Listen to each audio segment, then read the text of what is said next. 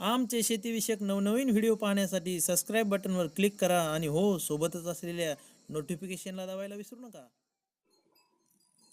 नमस्कार शेतकरी मित्रांनो, मी आपला शेतकरी मित्र आकाश डांगे आणि तुम्ही पाहता कृषी मंथन या युट्यूब चॅनलच्या माध्यमातून शेती जगतातील नवनवीन माहिती घेऊन मी तुमच्यासमोर उपस्थित राहतच असतो. त्या अनुषंगानं आज मी तुम्हाला लेटेस्ट पद्धतीनं जीवामृत कसं बनवायचं, जी नवीन टेक्नॉलॉजी, ही बऱ्याच जणांची समस्या होती की ड्रिपमध्ये जीवामृत जर सोडलं तर ड्रिपच्या नळ्या चॉकअप होतात. कारण आपण महागामोलाचं ड्रिप विकत आणतो आणि ते जर आपल्या नळ्यामध्ये जाऊन जर चॉकअप झालं तर खूप परेशानी होते. तर ड्रिप आपल्याला जीवामृत नवीन पद्धतीनं कसं तयार करायचं हे तुम्हाला दाखवतो. तर मित्र, सर्वप्रथम आपल्याला सर्वांना विनंती करतो की तुम्ही हा व्हिडिओ शेवटपर्यंत पहा, कारण मी जी माहिती तुम्हाला या व्हिडिओच्या माध्यमातून देणार आहे ती तुमच्यापर्यंत अपुरी न पोहोचता संपूर्ण जर व्हिडिओ पाहिला तर तुम्हाला याच्यामध्ये लक्षात येईल. आणि या व्हिडिओवर मी 2 भाग बनवणार आहे. आज जो व्हिडिओ मी बनवणार आहे, यदा कदाचित आपल्यातले बरेच जण याच्यातला प्रयोग करतही असतील, तरी मी तुम्हाला याच्यामध्ये 2 प्रकारे कसं आपल्याला जीवामृत बनवता येते त्याच्यातला एक भाग मी आज तुमच्यासमोर सादर करत आहे.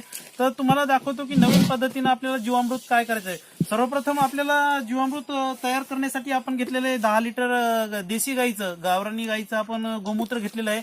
याच्यामध्ये तुम्हाला होल्स्टन आणि जर्सी गाईचं गोमूत्र अजिबात घ्यायचं नाही. तर आपल्याला पुन्हा याच्यामध्ये आपण गाईचं शेण घेतलेलं आहे आपल्या गावरानी. तर तुम्ही म्हणसाल बुवा आमच्याकडे एकच गाय आहे, जर शेण तितकं उपलब्ध होत नाही, तर तुम्ही अर्ध गाईचं असलं तरी चालतं आणि अर्ध म्हशीचं असलं तरी चालतं. फक्त जर्सी गाईचं घ्यायचं नाही, कारण त्याच्यामध्ये खूप विषाणू असतात, त्याच्यामुळे ते तर काही कामी नाही आपल्या शेतीच्या. त्याच्यामुळे जर ओरिजिनल गाईचं जर शेण भेटलं तर आपल्या गावरानी गाईचं तर ते 10 किलो शेण घ्या. त्याच्यामध्ये आपण गुळ घेतला आहे आणि हे बेसन घेतलंय मित्र 1 किलो.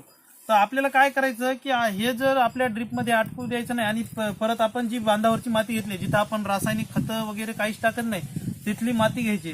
तर मित्र, मी तुम्हाला करता तुम्हाला याच्यामध्ये बनवून दाखवतो. तर आपल्याला काय करायचंय, आपल्याला हे जे शेण आहे हे कपड्याच्या याच्यामध्ये बांधून घ्यायचंय. डायरेक्ट कसं होतं, हे जर शेण आपण त्या टाकीमध्ये टाकलं तर हे त्याच्यामध्ये सगळं अटकून बसतंय आणि मग आपल्या ड्रिपमध्ये चॉकअप होतं. मग चाळून घ्यायचे त्याचा माणसाला तर खूप त्रास होतो आणि मग ती परत त्याच्यामध्ये अटकून बसतं. त्याच्यामुळे काय करायचं, जे शेण आहे ते असं कपड्यात, आपल्या साडीचा घरचा जे कपडा घ्यायचा कटला आहे आणि याच्यामध्ये हे असं बांधून घ्यायचं, याचं गाठोडं बांधायचं. कारण हे जीवामृत म्हणजे खत नसून हे अनंत कोटी जीवाणूंचं विरजन आहे, तुम्हाला तर माहित आहे. कारण याच्यामधले जे जीवाणू आहेत ते या कपड्यातून सहज पाण्यामध्ये विरघळून जातात. त्याच्यामुळे आपल्याला काही परेशानी येत नाही. तर तुम्हाला बनवून दाखवतो. हे आपण गोमूत्र आपण या 200 लिटर पाण्यामध्ये टाकून घेत आहे.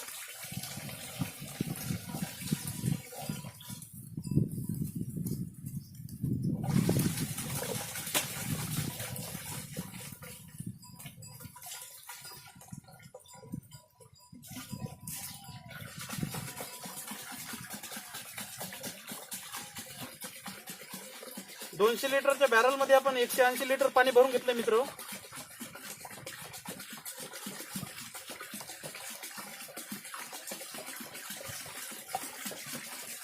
आणि याच्यामध्ये हे जीवामृत तयार झाल्याच्या नंतर आपल्याला याच्या फवारण्या करतात खूप चांगला रिझल्ट येते याचे. मी स्वतः अनुभव घेतलेला आहे म्हणून तुम्हाला बनवून दाखवतो. याच्यामध्ये आपण गुळ पण टाकून घेऊ.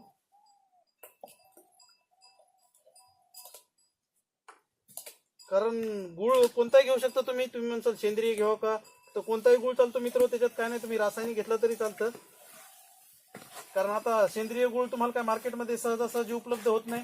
तुम्ही म्हणसाल जर काळा गुळ असला तरी खूप चांगला आहे. काळा असला तर म्हणजे त्याच्यात तर काही जास्त केमिकल नसतात, पुन्हा महागही नसतं, ते स्वस्तात मिळतं. कारण शेतीमध्ये खर्च कमी करणं हाच आपला मेन उद्देश आहे.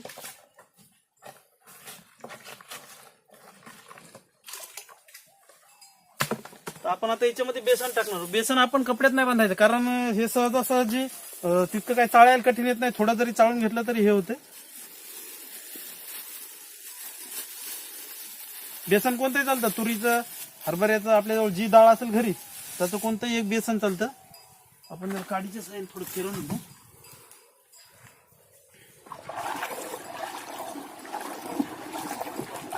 नवनवीन पद्धती आहेत मित्र याच्या बनवण्याच्या.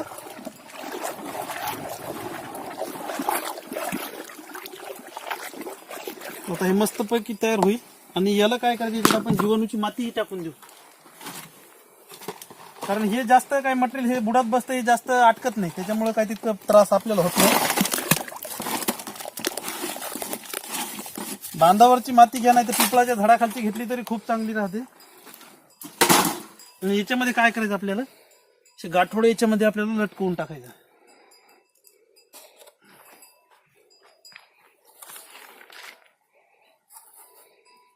आता याच्यात आपण हे बांधलेलं आहे, तुम्ही बघून घेऊ शकता की आता याच्यातून आपण हे असं दाबल्याच्या नंतर याच्यातलं सगळं अर्क याच्यात पाण्यात यायला, त्याच्यामुळे मग अटकण्याची जी बाकीचा चोथा राहील त्याला अटकण्याची काही भीती राहत नाही. आणि गायीच्या शेणातले जे चांगले जीवन होईल हे एक नंबर आपल्या याच्यामध्ये येतील आणि एक उत्कृष्ट असं जीवामृत तयार होईल. तर मित्र, याला तुम्ही 4-5 दिवसांनी देऊ शकता, पण माझा तर आकार आहे की 7-8 दिवसाच्या नंतर तुम्ही 8 दिवस जर ठेवलं तर 8 दिवसात खूप भयानक रिझल्ट येतात, कारण याच्यातले जीवाणू खूप वाढतात. 7-8 दिवसात जर तुम्ही दिलं ना तर खूप चांगलं होते. हे जर तयार झाल्याच्या नंतर तुम्ही याच्या फवारणी करू शकता मित्र, कारण हे एक उत्तम विषाणूनाशक आहे, बुरशीनाशक आहे आणि याच्यामध्ये खूप हार्मोन्स आहेत गाईच्या शेणात खूप. आणि ते काय करतात की आपल्या पानाची जाडी वाढवायला मदत करतात. आणि याला एका फक्त गोनपाटानं झाकायचं आणि घडीच्या काट्याप्रमाणे सकाळ संध्याकाळ फक्त फिरवायचं. मग याच्यामध्ये कुठलाही हे राहत नाही, तुम्हाला जास्त ड्रिपमध्ये सोडण्यासाठी जास्त चाळायची वगैरे काही गरज पडत नाही. तर दुसरा एक पद्धत आहे आपल्याकडं, तर ती पुढच्या भागात दाखवतो, कारण एकाच भागात दाखवलं तर कसं होतं की सगळा गोंधळ उडून जाते. त्याच्यामुळे पुढच्या भागात मी ती ही पद्धत तुम्हाला करून दाखवतो मित्र. तर तुम्ही जे मला आज भरभरून जे प्रेम दिलंय मित्र, त्याबद्दल सर्वांचं पुन्हा एकदा खूप खूप आभार मानतो. आणि अशीच नवनवीन माहिती मी शेती जगतातील तुमच्या समोर घेऊन येणार आहे.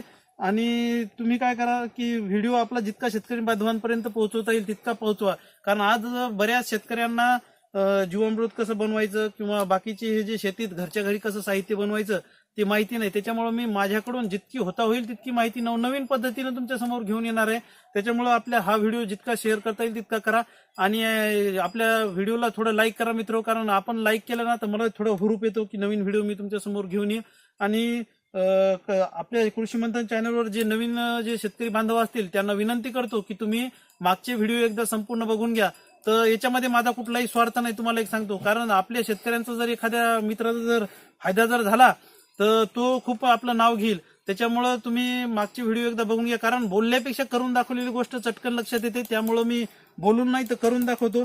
तर आता हे आपलं तयार झाल्याच्या नंतर मी तुम्हाला दाखवतो आणि पुढची पद्धत नवीन पुढच्या भागात घेऊन येतो.